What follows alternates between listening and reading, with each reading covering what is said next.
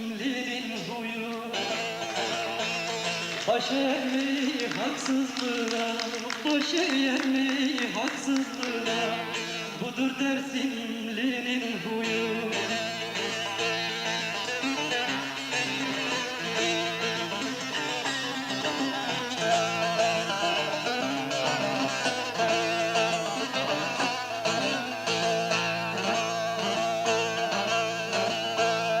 Sürüldüler uzaklara, bilmedikleri diyara. Sevdası düşer dağlara, yakılırsa evi köyü. Sevdası düşer dağlara, sevdası düşer dağlara, yakılırsa evi köyü.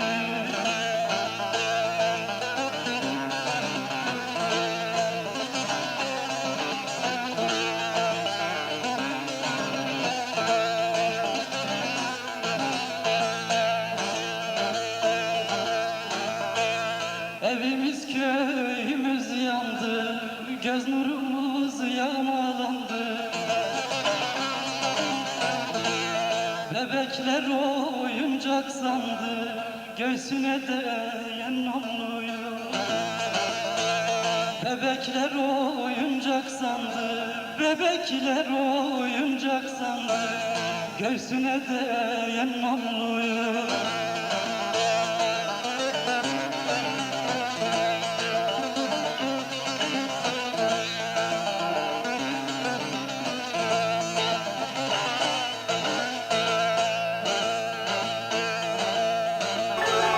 Gençler der ki